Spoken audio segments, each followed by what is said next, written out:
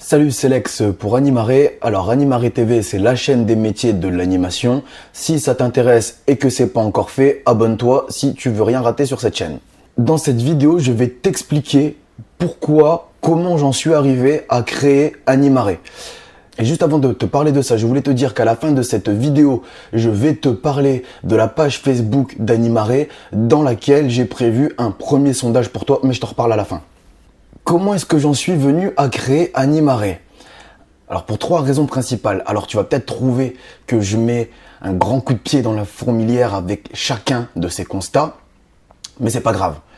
Je te répète encore une fois que sur cette chaîne, les propos que je tiens n'engagent que moi, et si t'es pas d'accord avec moi, t'es libre de t'en aller, de quitter, de fermer quand tu le souhaites.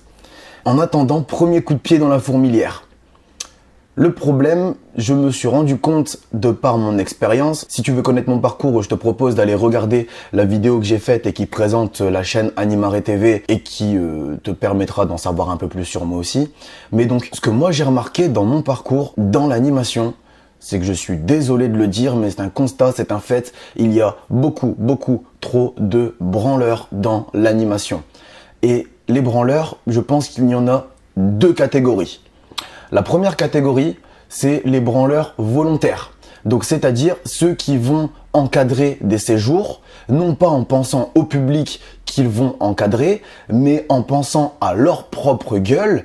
Et donc, on se retrouve sur le terrain avec des adultes qui soit sont en vacances au lieu de travailler, soit qui ont cru qu'ils étaient sur une télé-réalité et qu'ils étaient venus pour pécho les adultes qu'il y avait autour. Il y a encore pire, il y a des adultes qui viennent pour pécho des jeunes, mais ça, je veux même pas en parler. Enfin, pas ici. Et après, vous avez les adultes qui se planquent et qui sont juste là pour prendre un billet sur le dos des jeunes et qui sont pas là pour faire en sorte qu'ils passent de bonnes vacances. J'appelle ça les voleurs de l'animation. Et après, vous avez aussi tous les dangereux de l'animation. Donc, ceux qui nous mettent hors la loi, ceux qui respectent pas les règles de sécurité et qui font risquer la tôle à tout le monde. Donc ça, c'est les branleurs volontaires de l'animation dont je ne veux pas trop m'étaler dessus sur cette vidéo, mais en gros, il serait grand temps qu'ils dégagent parce que derrière, il y a les gamins. Hein. Et nous qui sommes sérieux dans l'animation, on doit récupérer vos pots cassés et on prend les risques pour vous.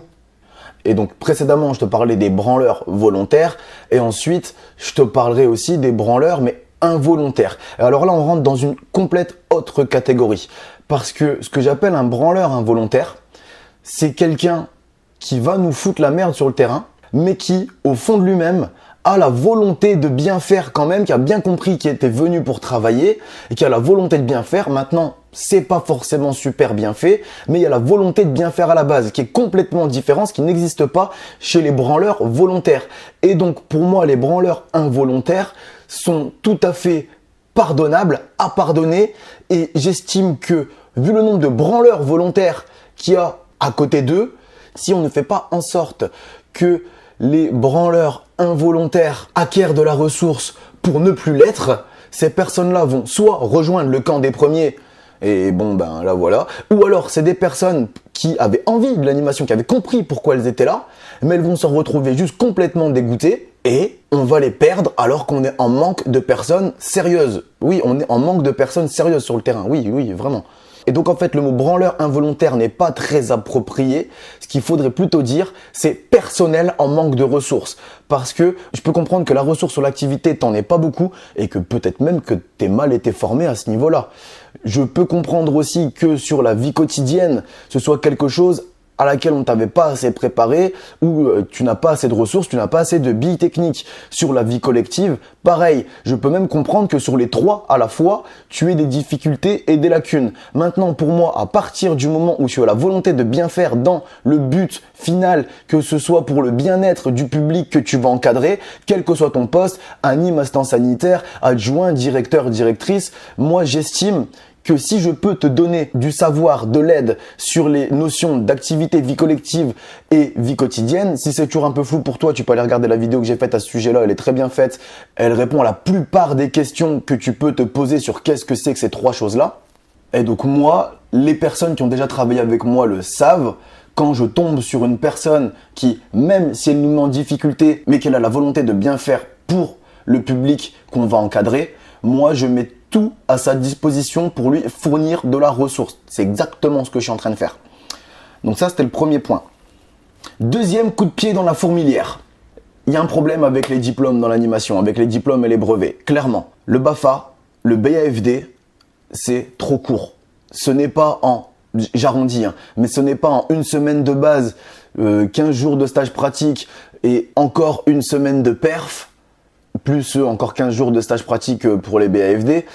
C'est beaucoup trop court pour voir l'ensemble des facettes sur lesquelles tu vas tomber face à ton public une fois arrivé sur le terrain.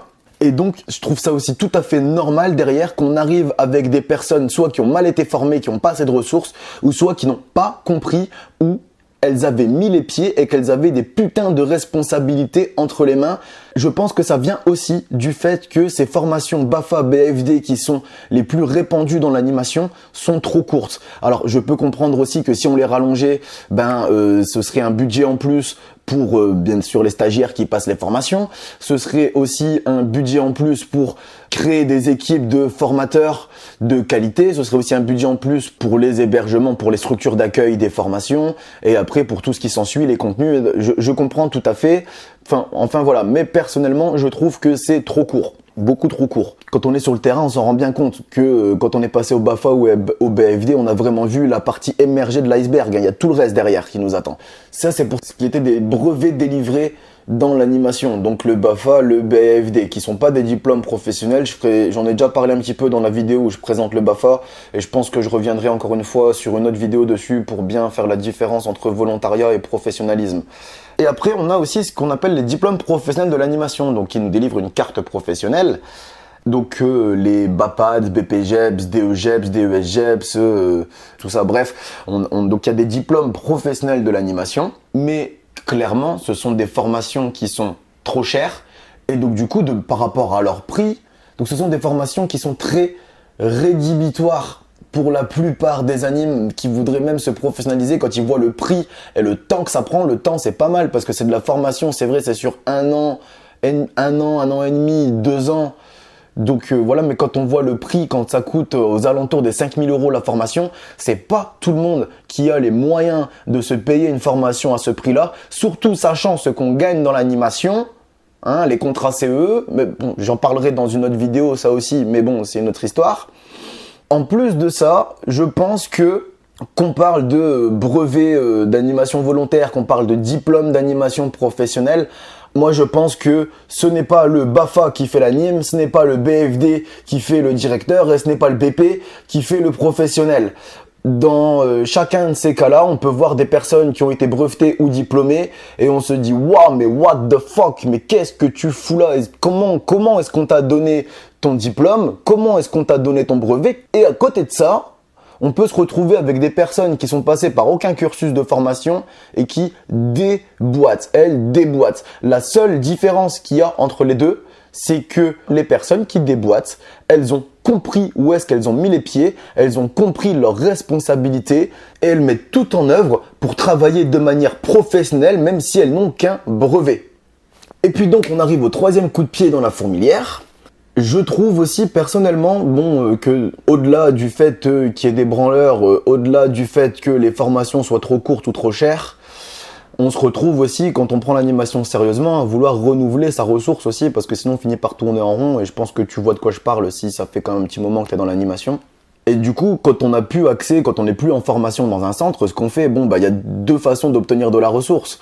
Soit je croise des personnes sur le terrain, mais qui vont me la partager, soit je vais chercher par moi-même à trouver les renseignements. Et donc en général, ce qu'on fait quand on cherche des nouvelles méthodes, quand on cherche des nouvelles billes techniques, ce qu'on fait, c'est qu'on va sur Internet. Maintenant, sur Internet, pour moi, j'ai un constat qui est que, premièrement, c'est beaucoup trop flou. Il y a tout et n'importe quoi. C'est mal expliqué. C'est pas sur des formats qui sont faciles à digérer.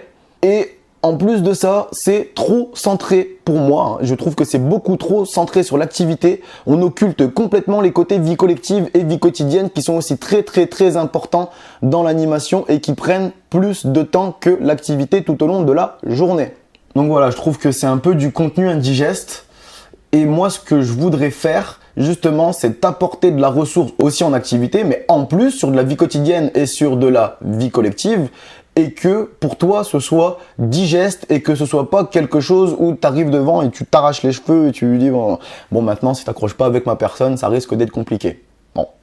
Et donc ouais, je dirais que la ressource dans l'animation sur internet, c'est un petit peu n'importe quoi.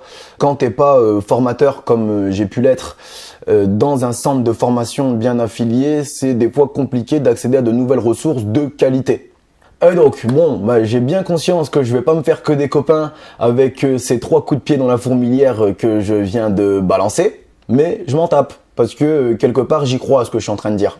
Et donc pour moi, sortant de ces constats-là, je me suis dit, mais merde, t'aimes bien former les gens, il y a trop de branleurs, les formations professionnelles c'est trop cher et la ressource sur internet c'est fouillon, il y a tout et n'importe quoi dessus, qu'est-ce que tu peux faire? Eh ben Lex, il n'y a qu'une seule solution possible, c'est deviens formateur indépendant et forme toutes les personnes qui voudront accéder à tes méthodes d'une manière digeste. Et donc ça, c'est le principe d'Animare. Donc j'ai créé une chaîne YouTube sur laquelle tu es qui s'appelle Animare TV où je partage avec toi du contenu plutôt sous format vidéo. J'ai créé aussi une page Facebook qui s'appelle Animare FB et sur laquelle plutôt je te propose des contenus d'un style plutôt écrit voire image. Et donc sur ces 2 canaux Animare TV et Animare FB, dessus je vais partager avec toi de la ressource commune à tous les centres et organismes, qu'ils soient de formation ou de mise en place de séjour. Je vais aussi partager avec toi de la ressource que j'ai accumulée moi personnellement, les méthodes que j'utilise et qui fonctionnent dans l'animation. Je vais te partager donc sur ces 2 canaux de la ressource gratuite à ces 2 sujets, les bases plus des méthodes un peu plus affinées qui sont tirées de mon parcours.